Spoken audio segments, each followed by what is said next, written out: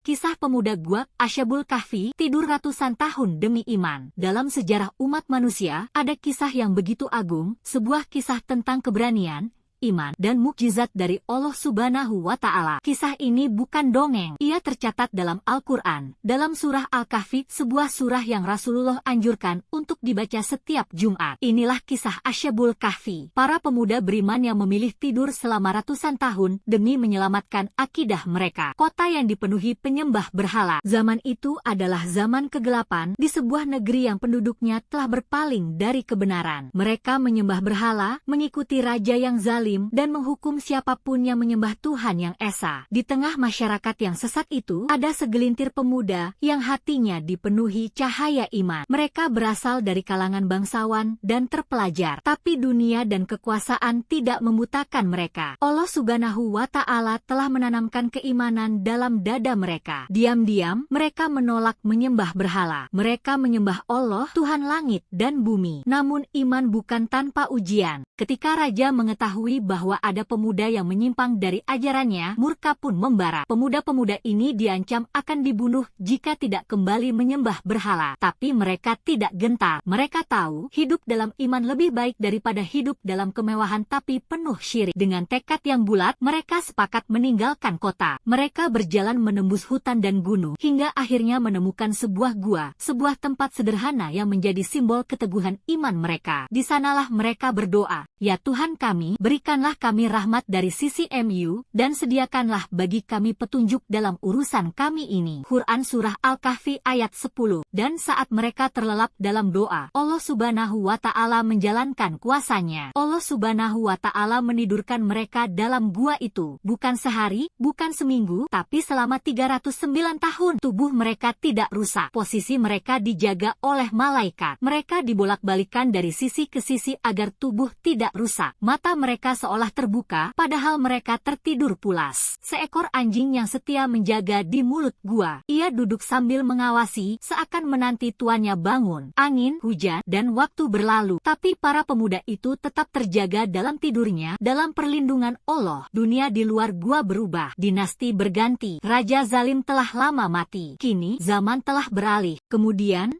dengan izin Allah, para pemuda itu terbangun. Mereka bangun dalam keadaan sehat, mengira hanya tertidur sehari atau setengah hari. Mereka merasa lapar, maka salah seorang dari mereka pergi ke kota dengan membawa uang perak lama. Tapi alangkah terkejutnya ia ketika mendapati bahwa kota telah berubah. Bangunan, pakaian, bahasa, semua tidak sama. Orang-orang heran dengan pakaian dan uang kunonya. Mereka menyadari bahwa pemuda ini berasal dari masa ratusan tahun lalu. Kabar pun tersebar, dan akhirnya kisah mereka menjadi bukti nyata kekuasaan Allah. Bukti bahwa Allah bisa menjaga siapa saja yang teguh di jalannya. Setelah kisah mereka menyebar, Allah Subhanahu wa Ta'ala pun mewafatkan mereka dalam keadaan mulia. Gua itu menjadi tempat yang diberkahi, bukan untuk disembah, tapi untuk diambil pelajaran. Asyabul Kahfi mengajarkan kita bahwa menjaga iman adalah segalanya, bahkan lebih berharga dari nyawa sendiri. Bahwa dalam kegelapan dunia, selalu ada cahaya dari hati yang beriman. Dan bahwa mukjizat bukan hanya terjadi pada Nabi, tapi juga bisa diberikan kepada hamba-hamba yang teguh di jalannya. Hari ini, mungkin kita tidak dikejar oleh raja zalim, tapi kita tetap diuji oleh dunia, godaan syahwat, tekanan sosial, dan penyakit hati. Kisah Asyabul Kahfi menjadi pengingat